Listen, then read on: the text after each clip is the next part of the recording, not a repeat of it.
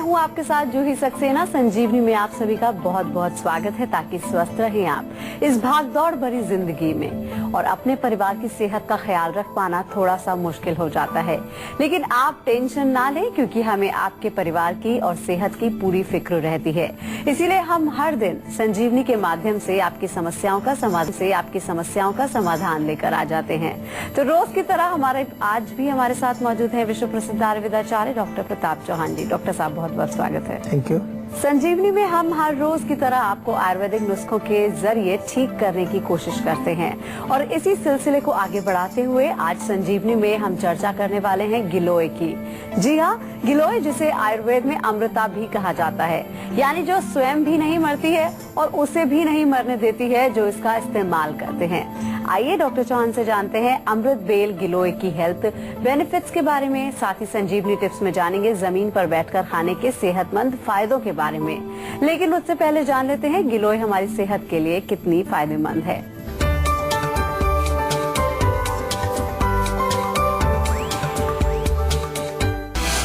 Dengue होगा गायब, malaria होगा छूमंतर, फीवर होगा हुर्र, बुखार की बूटी गिलोय।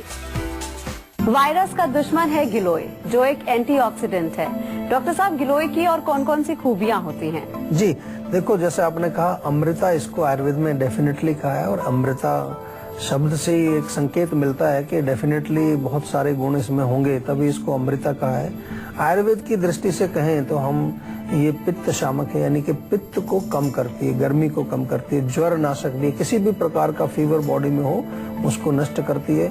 इसके अलावा रक्त शोधक भी इसको कहा है, खून को साफ करती है। रक्त वर्धक भी है, खून बढ़ाने का काम भी करती है। यकृत यानी कि लिवर को बल देने का काम करती है और पेट के लिए बहुत अच्छी है। दीपन पाचन दोनों करती है, यानी कि हमारे जो भोजन को पकाने वाली जो जठराग्नि है उसको स्टिमुलेट करती है, उसको जो है थोड़ा सा स्ट्रॉन्ग बनाती है और खाना जो पचता है उसमें भी सहायता करती है। तो दोनों जगह इसका रोल है। आम पाचक भी है, यानी कि आम जो बनता है जिसको कि हम कहते हैं कि एक बहुत ही घातक और बहुत खतरनाक चीज है हमारे शरीर के लिए, हमारे शरीर में अनेक प्रकार के रोग पैदा करता है आम, उस आम को पचाने का काम भी गिलोय करती है। और इसके अलावा ये मुख्य रूप से जो है रसायन औषधि इसको आयुर्वेद में कहा है, यानी कि हमारी बॉडी में ओज को बढ़ाती है, इम्यूनिटी को बढ़ाती है। जनरली इसका प्रयोग जो है वो कई रूप में किया जाता है। एक तो ताजा इसका जो तना है उसमें से जूस निकाल करके पी सकते हैं, इसको सुखा करके इसका चूर्ण बना करके भी सेवन किया जाता है। और जो बहुत पॉपुलर है आयुर्वेद में वो है अमृता सत्व, यानी कि गिलोय का सत्व, वो निकाला जाता है, इसका एक्सट्रैक्ट निकाला जाता है, उसका प्रयोग बहुत कॉमनली आयुर्वेद में किया जाता है। बहुत सारे रोगों में इससे हमें फायदा मिलता है। गिलोय से दर्जनों बीमारियां दूर हो सकती हैं, तो डॉक्टर साहब ऐसी कौन सी बीमारियां हैं जो हम गिलोय से दूर कर सकते हैं? जितने भी पुराने बुखार हैं उसमें गिलोय बहुत बढ़िया काम करती है, बिल्कुल अमृत का ही काम करती है, जैसा नाम है वैसा ही काम करती है। पुराने बुखार यानी कि कई बार पेशेंट आ जाते हैं जी, कितने सालों से बुखार आता जाता रहता है या कईयों को तो उतरता ही नहीं है, रोज थोड़ा सा बुखार होगा, फिर शाम को ठीक हो जाएगा, फिर अगले दिन फिर आएगा, उसमें बहुत अच्छा काम करती है। इसी तरह से पित्त के जो रोग हैं, अगर एसिडिटी आपको होती है, यूरिन में आपको जलन होती है, त्वचा में कहीं बर्निंग है, त्वचा के रोग हैं, खारिश है, खुजली है, इन तमाम रोगों में जो है इसका बहुत बढ़िया काम होता है। खून की कमी अगर आपको है, एनीमिया है, उसमें बहुत अच्छा काम करती है। और पेट के लिए बहुत हितकारी है। अगर अजीर्ण है, आपको इंडाइजेशन है, विशेष रूप से गर्मी के कारण, आपने देखा होगा कई बार जब पेट में जलन होती है, एसिडिटी होती है, तो पेट में आपको गैस भी बनेगी, डकारें भी आएंगी, खाना भी नहीं पचेगा ठीक से, आम भी बन जाएगा अंदर। तो ये तमाम रोगों में भी गिलोय का प्रयोग किया जाता है और बहुत अच्छा इससे रिजल्ट मिलता है। और अब बारी है आज की संजीवनी की, जिसमें डॉक्टर साहब से जानेंगे गिलोय के हेल्थ बेनिफिट्स के बारे में। तो डॉक्टर साहब, आज की संजीवनी क्या है? अगर पुराना बुखार है आपको तो गिलोय का सत्व बहुत बढ़िया काम करता है। गिलोय का सत्व आपको इजीली मिल जाएगा, कोई दिक्कत नहीं है इसमें।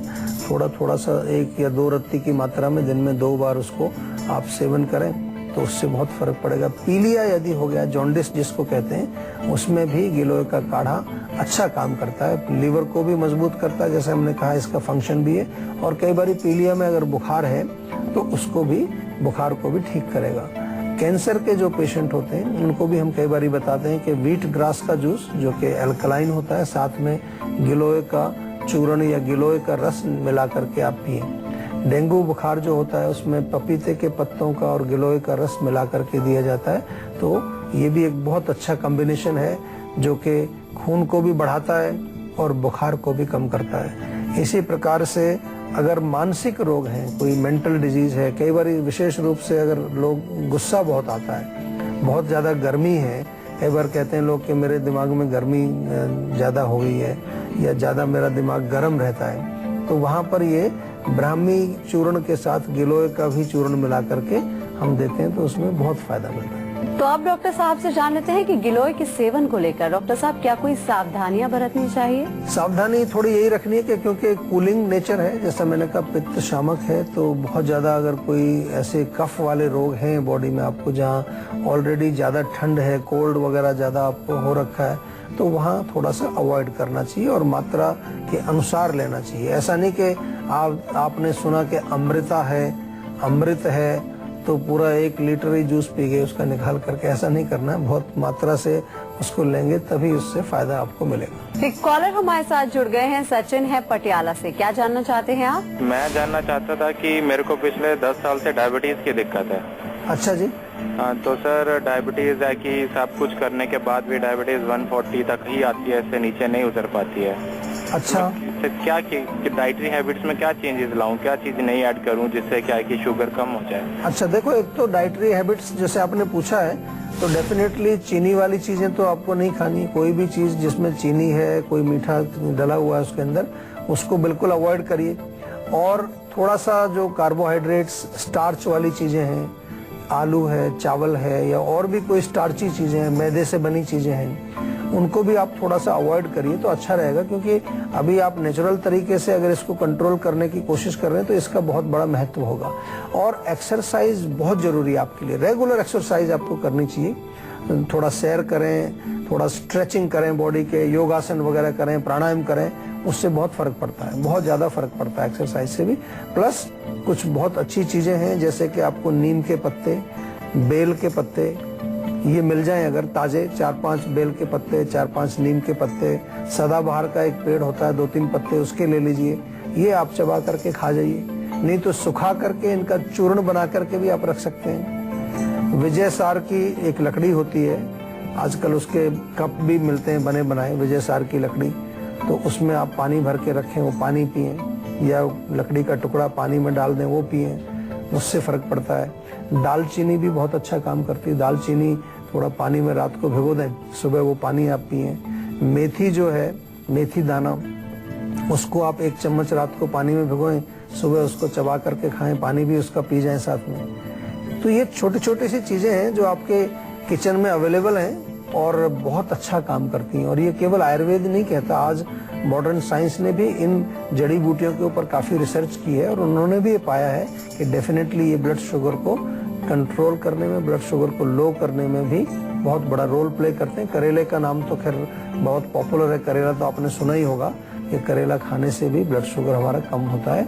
और सबसे इम्पोर्टेंट चीज जो है, हमें अपने माइंड को भी जो है शांत रखना चाहिए। आजकल बहुत सारे लोगों को डायबिटीज जिनकी कंट्रोल नहीं होती, तो मैंने देखा है कि उनका कहीं ना कहीं जो है मानसिक तनाव या कोई इमोशनल प्रॉब्लम चल रही है, मन जो है बहुत दुखी है, तो वो हमारे हार्मोनल सिस्टम पर असर डालता है। जब भी हमारा मन जो है वो प्रसन्न नहीं होगा, दुखी होगा, तो that will definitely affect our endocrine system. तो कहीं ना कहीं हार्मोनल डिस्टरबेंस, ये भी एक हार्मोनल डिस्टरबेंस से बीमारी होती है डायबिटीज, तो उसका असर भी इस पर पड़ता है। इसलिए मन को भी आपको थोड़ा सा कोशिश करना है कि वो प्रसन्न रहे, शांत रहे और बिल्कुल जो है किसी प्रकार की एजिटेशन उसमें ना हो। एक कॉलर हमारे साथ जुड़ गए हैं, राजवीर हैं कनाडा से। क्या जानना चाहते हैं आप?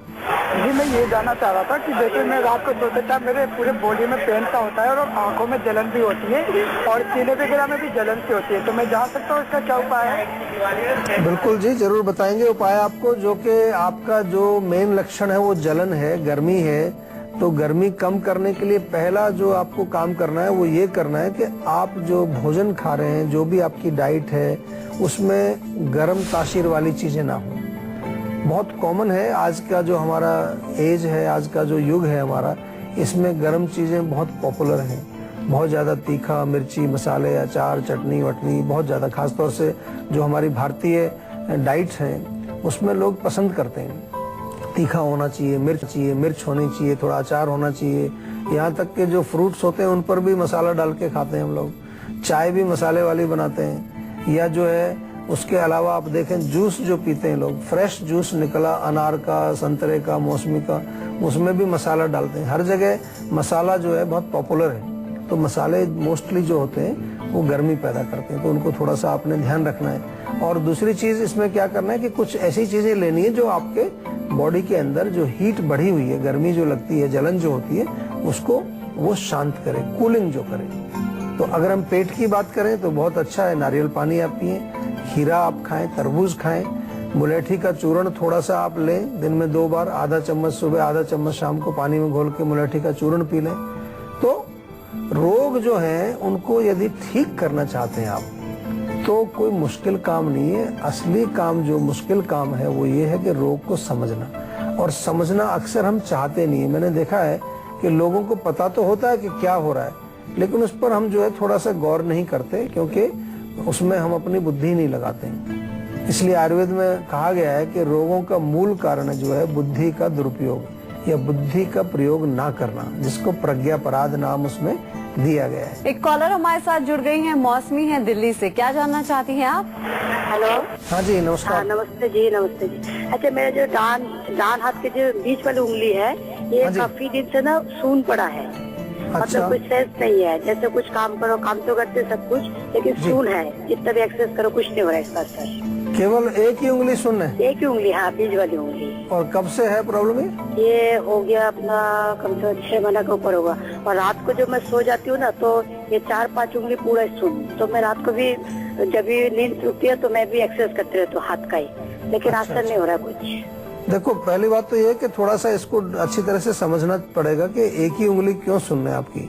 क्योंकि ये तो कई बार पूरा हाथ सुन होता है या कोई एरिया पूरा सुन होता है, तो या तो जो सप्लाई वहाँ आ रही है उंगली में, वहाँ कोई ब्लॉकेज है, नर्व का ब्लॉकेज हो सकता है, ब्लड सप्लाई का ब्लॉकेज हो सकता है, कारण कई तरह उसका हो सकते हैं। ज्यादातर नर्वस सिस्टम से नमनेस का कनेक्शन होता है कि नर्वस सिस्टम में कहीं वीकनेस आती है, क्योंकि सेंसेशन जो है हमारी वो नर्व्स के थ्रू जाती है। तो हम इसको आयुर्वेद की भाषा में समझने की कोशिश करें तो वात का प्रकोप हम मानते हैं इसको, क्योंकि वात वो शक्ति है हमारे शरीर में जो हर चीज को ट्रांसपोर्ट करती है, ट्रांसमिट करती है। ट्रांसमिशन जितना होता है, चाहे वो न्यूरो ट्रांसमिशन है, इम्पल्सेस का ट्रांसमिशन है, that is all controlled by वात। तो वात कब बिगड़ेगी? जब हम बहुत ज्यादा ठंडा कुछ खाएंगे, ठंडी चीजें ज्यादा खाएंगे, रूखी सूखी चीजें ज्यादा खाएंगे।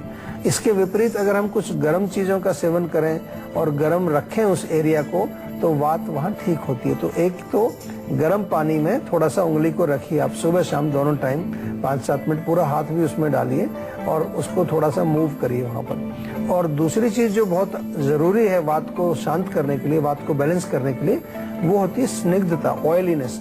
तो ऑयल कोई भी ले लीजिए, सरसों का तेल या तिल का तेल घर में होता है, हल्का सा गर्म करके वहाँ मालिश करो। उंगली पर तो करना ही है, पूरे हाथ पर करो, और चाहे तो पूरी आप बाजू में, उस बाजू में राइट हैंड में पूरे में कंधे से लेकर नीचे तक थोड़ी मसाज करेंगे, तो अगर पीछे कहीं ब्लॉकेज है तो वो ब्लॉकेज भी खुलेगी। गर्दन से भी कई बार कनेक्शन आता है, क्योंकि जो हमारी स्पाइन है वहां से नसें निकलती हैं, तो आप कोशिश करें तो गर्दन में भी थोड़ी मालिश कर लें, पूरी स्पाइन में मालिश कर लें। ये तो शुरू कर दीजिए तुरंत आप। दूसरा, जैसे मैंने कहा कि थोड़ा सा अगर हम इसको और गहराई से समझने की कोशिश करें, तो उसके लिए हमारे डॉक्टर्स होते हैं उपलब्ध, उनसे एक बार थोड़ा डिटेल में आप कंसल्टेशन करें, फोन पर बात हो जाएगी उनकी।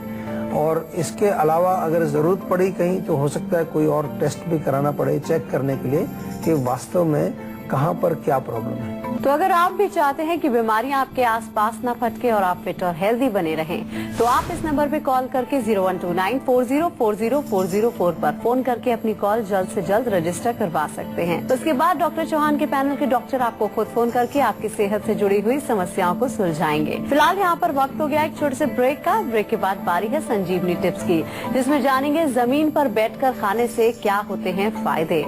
इसीलिए आप कहीं मत जाएगा, देखते रहिए अपना मन पसंदीदा हेल्थ शो संजीवनी, ताकि स्वस्थ रहें आप। वेलकम बैक, आप देख रहे हैं संजीवनी और अब बारी है संजीवनी टिप्स की, जिसमें डॉक्टर साहब आपको बताने वाले हैं कि जमीन पर बैठकर खाने से क्या होते हैं सेहतमंद फायदे। डॉक्टर साहब, अब तो लोग डाइनिंग टेबल पे भी बैठ के खाते हैं। अब तो डाइनिंग टेबल पर भी नहीं खाते, खड़े होके खाते तो हम धीरे धीरे ऊपर जाते जा रहे हैं। देखिए, जो भी चीजें हैं हमारी प्राचीन चीजें हैं, आयुर्वेद की चीजें हैं, हमारी संस्कृति से जुड़ी हुई हैं, उनमें कहीं ना कहीं बहुत गहरा साइंटिफिक रीजन है उनके पीछे। कई बार हमें समझ नहीं आता के खाने से सबसे पहले तो जमीन से जुड़े रहते हैं आप, बड़ी अच्छी चीज है। ग्राउंडिंग बहुत इंपॉर्टेंट होती है। जब आप खाना खा रहे होते हैं उस समय आपको किसी तरह की जो है माइंड में एजिटेशन नहीं चाहिए होती। हम लोग कहते भी हैं कि जब एंग्जाइटी आपको हो तो खाना मत खाइए। तो जैसे ही आप जमीन पर बैठते हैं तो एक आपने फील किया होगा, जमीन पर बैठने से ऑटोमेटिकली माइंड भी ग्राउंड हो जाता है, बॉडी भी ग्राउंड होती है। एक तो ये इसका फायदा होता है। दूसरी चीज, हमारा जब बैठते हैं, स्पेशली हम ऐसे लोटस पोजीशन में बैठते हैं, पालती लगा के बैठते हैं, तो आपका पेट जो है, पेट का एक साइज होता है। तो अब वो साइज ज्यादा बढ़ेगा नहीं, इलास्टिक है, लेकिन आप जैसे कुर्सी पे बैठेंगे तो और ज्यादा आप खा सकते हैं, और खड़े होकर खाएंगे तो और ज्यादा वो नीचे जा सकता है। मीन्स कि अगर बैठ करके खा रहे हैं जमीन पे तो ओवर ईटिंग आप जानबूझ करके भी नहीं खा सकते। इसलिए कुछ लोग जब बैठ के जमीन पे खाते हैं, कई बार आपने देखे होंगे पंडित लोग घर पे आते हैं खाने के लिए, तो वो थोड़ा इधर उधर हिल के थोड़ा जगह बनाते हैं, तब वो खा सकते हैं। जनरली आप ओवर ईट नहीं कर सकते अगर बैठ करके खा रहे हैं। एक पोस्चर आपका इम्प्रूव होता है। एक प्रकार का आसन है, हमारे यहाँ जो योग आसन है उसमें ये भी एक आसन है, सुखासन इसको बोलते हैं। और जब आप सुखासन में बैठते हैं तो कई प्रकार के सुख आपके शरीर में मिलते हैं। आपका ब्लड सर्कुलेशन इम्प्रूव होता है, आपका डाइजेशन अच्छा होता है, आपका पोस्चर इम्प्रूव होता है। और सबसे बड़ी चीज है, अगर आप समझें इसको, जब आप जमीन पर बैठ करके खाते हैं तो आपको आनंद तो आता ही है खाना खाने में, लेकिन आपको एक फीलिंग आती है सिंपलिसिटी की। आपको लगता है कि एक सिंपल आपकी लाइफ है, बड़ी साधारण सी लाइफ है, जो कि बहुत इंपॉर्टेंट होती है। जितना आपकी लाइफ में सिंपलिसिटी रहेगी, जितना आप हम्बल रहेंगे, उतना ही आप जो है कष्टों से दूर रहते हैं। तो डॉक्टर साहब, बहुत बहुत शुक्रिया इतनी सारी जानकारी देने के लिए। थैंक यू जी। तो इसी के साथ ही आज के लिए बस इतना ही। अगले एपिसोड में आपकी हेल्थ से जुड़ी किसी नई प्रॉब्लम पर डिस्कस करेंगे और साथ ही साथ उसका सोल्यूशन भी बताएंगे। अगर आपको भी हेल्थ से रिलेटेड कोई भी प्रॉब्लम है तो आप हमारे नंबर 0129404040 पर फोन करके अपनी कॉल रजिस्टर करवा सकते हैं। आप हमें ईमेल भी कर सकते हैं। हमारी ईमेल आईडी है info@jiva.com। आप फेसबुक के जरिए भी हमसे जुड़ सकते हैं। हमारी फेसबुक आईडी है www.facebook.com/jiva ayurveda। तो इसी उम्मीद के साथ कि हमेशा सेहतमंद रहें, मुस्कुराते रहें। अगले एपिसोड में फिर होगी आपसे मुलाकात। तब तक के लिए हमें दीजिए इजाजत। नमस्कार।